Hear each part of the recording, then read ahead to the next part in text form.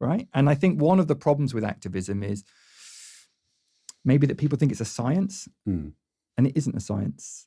Like, you can bring the best of your intelligence to bear, the best of your creativity to bear on what you do, but you don't know. You have no idea what's ultimately going to succeed and what's not going to succeed. But that doesn't mean you don't try, because if you stop trying, you're never going to win, right? And I think we are at a point now, and it's really nice to be here, talking to students, because I feel like you're part of a generation which essentially realizes we are in a really very difficult place. We are really screwed if we don't do something about this. That's very different from when I was a student. There is a degree of radicalism which is kind of shared very broadly, I think, among this generation. And it is precisely out of the mobilization of a generation like that I think change can come. And I think that's where change came in the 1960s, and I think it's possible now. But I don't want to underestimate the challenge. I don't want to make it sound like, therefore, it's going to happen in exactly the way that I'd like it to happen. It's going to be very, very difficult, very, very challenging. But it can win. It can win. Of course, it can win. Yeah. If there'd been no activism historically, we wouldn't all be sitting here having this conversation, right? We'd be working down a mine or working in a farm or wherever the hell. The idea that people like us 300 years ago could be educated in the way that we've been educated, could have some of the freedoms we have in society, that is incredible. And it is the result of activism in previous generations and from people who enjoyed so much less freedom and respect than we do. So that's just the thing I always think about when I'm, close to despair, that we don't really have the right to despair. We can't. We have to keep trying, because it's the only thing that's going to work. And we know it can work. Yeah, historically it has worked. Like, even you look at 20th century, and it's true, we're part of a generation that is very aware, now with technology, and a lot of our generation is standing up for, issues. But I feel like also activism has changed in the public eye.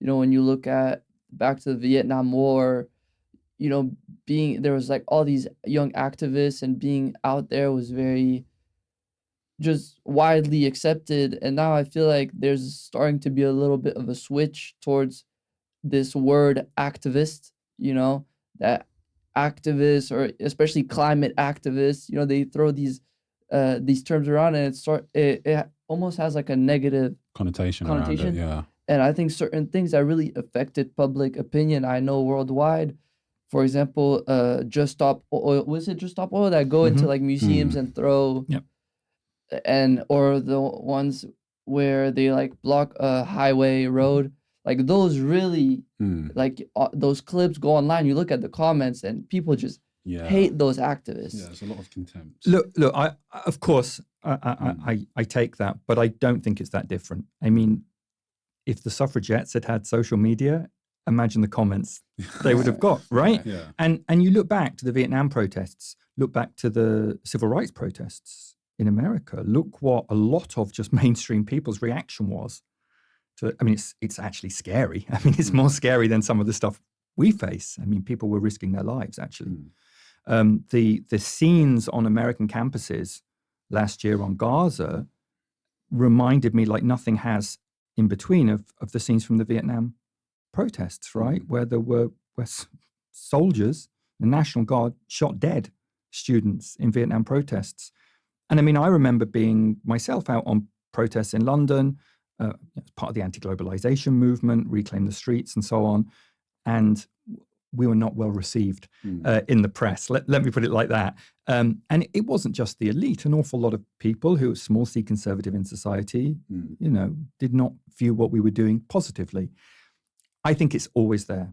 And I think to some degree, we're almost too scared of it because of social media. Like, I think any big change that comes about emerges from a major debate within society about the best way forward.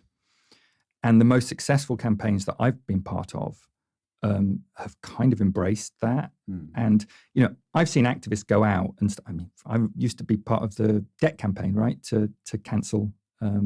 Climate debt? No, it was more about cancelling what we called third world debt at the time, but global south debt. This was a huge debate. We were in a minority when this started, a small minority. And our activists you'd go out and you'd argue with people.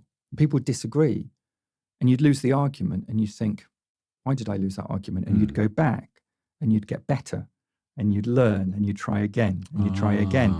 And, I've seen some fantastic activists, but the best activists have lost a hell of a lot of arguments.